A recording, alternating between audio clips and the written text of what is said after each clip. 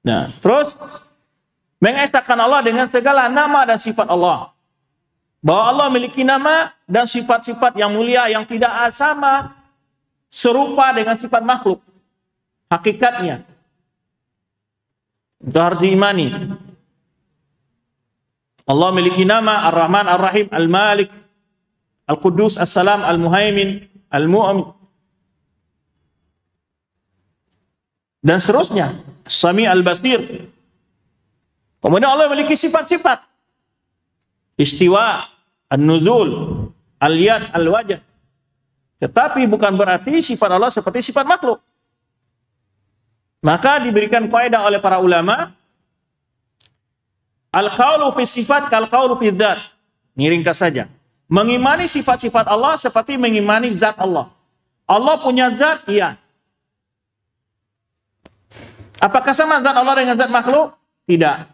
Demikian pula Allah punya sifat, iya. Dan tidak sama hakikat sifat Allah dengan sifat makhluk. Jangankan antara makhluk dengan zat Allah, dengan Allah Subhanahu wa taala. Sesama makhluk aja nggak sama sifatnya.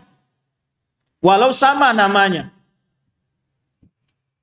Ketika orang menyebut telinga, itu baru paham maknanya secara umum. Tapi makna rincinya belum tahu telinga apa yang dimaksud di sini. Kalau disebut telinga kuali, telinga gajah, telinga kucing, telinga manusia, apakah sama hakikatnya? Sama nggak hakikatnya?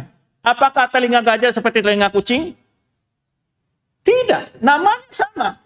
Yang sama di sini penyebutan, bukan sama hakikat. Dan Allah menamakan sifatnya dengan nama yang sama dengan sifat makhluk, iya.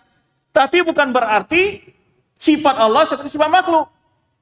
Kenapa dinamakan sama? Kalau dinamakan nama yang tidak sama, makhluk tidak mendapatkan pemahaman dan penjelasan dan pesan yang ingin disampaikan melalui keagungan sifat Allah tersebut. Seperti mana Allah mendengar, makhluk mendengar enggak? Sama pendengar Allah pendengar makhluk? Tidak. Allah melihat, makhluk melihat. Tidak sama antara penglihatan Allah dengan penglihatan makhluk. Allah hidup, makhluk juga hidup. Tidak sama kehidupan Allah dengan maha hidupnya Allah dengan hidupnya makhluk. Dan seterusnya setiap sifat yang Allah tetapkan tidak ada akan serupa antara makhluk dengan Allah situ. Nah, walaupun sama nama. Baik. Ketika kita meyakini Allah mendengar, makhluk mendengar, pendengar Allah tidak sama dengan pendengar makhluk, demikian sifat-sifat Allah yang lain. Al-qaulu fi ba'dis sifat ka qauli fi ba'dil akhar. Mengimani salah satu sifat itu sama mengimani yang lain, tidak dibeda-bedakan. Kalau kamu katakan dalam sifat sami', dalam sifat Allah as-sam', Allah mendengar, tidak seperti sama dengan hakikat mendengarnya makhluk, demikian dalam istiwa Allah Subhanahu wa taala. Allah beristiwa tidak seperti istiwanya makhluk. Yaitu istiwanya makhluk bergantung kepada makhluk yang ada di bawahnya.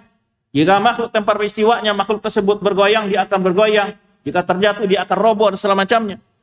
Itu istiwanya makhluk. Demikian pula nuzul. Sifat nuzul.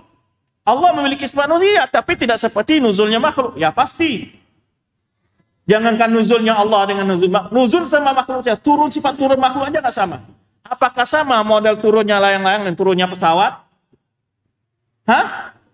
Sama. Apakah sama turunnya orang terjun payung dan orang turunnya pesawat? Turunnya elang, menangkap mangsa di laut? Semua disebut sifat turun. Samakah turunnya hujan dengan turunnya layang-layang? Semua disebut namanya sifat turun. Tapi masing-masing memiliki hakikat tersendiri.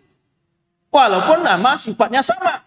Demikian pula sifat Allah. Walaupun nama sifatnya sama, bukan berarti hakikatnya sama. Jadi gampang menyimani. Semua sifat Allah itu ada, tak hakikinya tidak seperti sifat makhluk. Selesai. Hari ini ada orang mencoba mengingkari sifat-sifat Allah. Di antara sifat al-wajah. Padahal sifat al-wajah itu sifat yang diimani. Bahkan melihat ke wajah Allah adalah nikmat yang terbesar dari nikmat surga. Maka Rasulullah SAW meminta, Allahumma ni as'aluka lazatan nazar ila wajhikal karim. Ya Allah, aku memohon agar aku bisa melihat wajahmu yang maha mulia. Kemudian Allah Subhanahu wa taala menyebutkan dalam firman-Nya bahwa ahli-ahli surga akan diberi nikmat waladaina mazid. Tambahan mazid disebutkan. Lilladzina ahsanul husna wa ziyadah. Az-ziyadah di sini ditafsirkan oleh semua ulama tafsir. Ada an-nadhru ila wajhillah. Melihat kepada wajah. Banyak sekali dalil-dalil di situ. Ya. Jadi tidak bisa dikatakan wajah dengan takwil-takwilnya ahlul kalam. Tidak ketemu. Bahkan Rasulullah SAW dalam doanya, a'udzu biwajhika, a'udzu biwajhikal karim. A'udzu biwajhik. Memohon perlindungan wajah Allah. Itu sifat Allah itu. Dalam surat Al-Rahman dan lainnya disebutkan. Nah, jadi oleh sebab itu sama nama bukan berarti sama hakikatnya, dan tidak pula dikatakan majaz pada makhluk hakikat pada Allah atau majaz pada Allah hakikat pada makhluk, enggak. Sebenarnya nama-nama makhluk atau nama-nama nikmat yang ada dalam surga mirip namanya dengan ada di dunia ini, tapi bukan berarti nikmatnya surga sama dengan apa yang ada di dunia. Maka Ibnu Abbas menyebutkan laisa fid dunya mimma fil jannah ilal asma. Tidak ada lah di dunia ini dari nikmat-nikmat surga hanya sekedar namanya yang sama. Di surga ada namanya madu, ada nama khamar, ada macam-macam nikmat. Tapi tidak akan sama dengan nikmat yang ada di dunia ini. Walaupun namanya sama. Jadi jangan jadi problema masalah kesamaan nama itu. Sehingga harus mentahrif, mentakwil sifat-sifat Allah. Di mana Allah menyebutkan dirinya Sami'un, juga menyebutkan makhluk juga ada yang mendengar. Bukan berarti sama.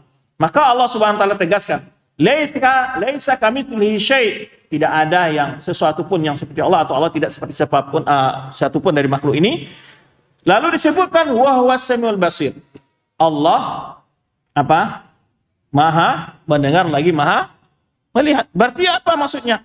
Bahwa pendengaran Allah, penglihatan Allah, dan sifat-sifat Allah yang lainnya tidak sama dengan sifat makhluk. Nah, kenapa orang-orang ahlul kalam mentakwil? Karena mereka salah memahami karena ditafsirkan sebagai makhluk. Kalau kita katakan Allah istiwa itu melazimkan begini, melazimkan begini, kemudian lazim-lazim yang dia gambarkan dalam otaknya itu, asumsi-asumsi yang ada dalam benak kepalanya, asumsi yang ada pada Allah atau asumsi pada ada makhluk? Asumsi yang ada pada makhluk, yang dia lihat pada makhluk. Kalau turun begini, kalau istiwa begini. Lalu dibicara dia tentang sifat Allah dengan sifat yang ada pada makhluk. Ini kekeliruannya. Karena dia pertama sudah memahami sifat Allah itu seperti sifat makhluk. Lalu dia ingin mengingkari paham ini karena itu batil, menyerupakan oleh makhluk. Dia takwil lah, dia tahrif lah makna ayat-ayat tersebut. Nah, tetapi setelah dia ditakwil, dia juga nggak bisa berlari. Tetap dalam makna yang dia takwil akan terdapat tasbih. Kalau contohnya dia katakan umpamanya istiwa itu artinya istaula. Sekarang makhluk istaula juga. Bahkan sifat istaula itu dominan pada makhluk. Makhluk yang biasa merebut kekuasaan. Istaula itu artinya merebut kekuasaan. Berarti kamu juga istaula. Makhluk istaula. Gimana? Kalau dia katakan istaulanya Allah berbeda dengan istaula makhluk, lah kenapa harus dibuat ke istaula? Sudah istiwa aja di hari awal. Bahwa istiwanya Allah berbeda dengan istiwa makhluk. Itu istilahnya disebut, dicontohkan oleh sebagian orang ketika ditanya telinganya di mana, daripada menjawab sini dia katakan di sini. Di belok. Yang anehnya lagi, dia menafikan tasbih setelah makna takwil. Mestinya dari makna yang asli dapatkan tasbih, selesai masalahnya. Allah punya sifat tangan, iya. Tidak seperti tangan makhluk, selesai. Karena memang Allah melebihkan Adam dari makhluk yang lain dengan menciptakan Adam langsung dengan kedua tangannya. Kalau katakan dengan kekuasaan, berarti nggak ada bedanya Adam dengan makhluk yang lain. Karena makhluk yang lain juga diciptakan Allah dengan kekuasaannya. Nah, tapi bukan berarti tangan Allah seperti tangan makhluk. Jangankan tangan Allah dengan tangan makhluk, tangan semua makhluk aja nggak sama. Nggak sama tangan kucing, tangan kera, tangan kerbau, tangan sapi, tangan manusia. tangan kursi, nggak sama, namanya tangan semua. Kok kamu katakan tangan Allah seperti tangan, itu jelas sesat. Dan tidak ada orang mengatakan kalau tangan Allah itu makhluk, kecuali orang-orang yang memang tidak memahami kebesaran Allah Subhanahu wa Ta'ala. Baik, itu diantara hal yang berkenaan dengan beriman kepada Allah Subhanahu wa Ta'ala. Ya,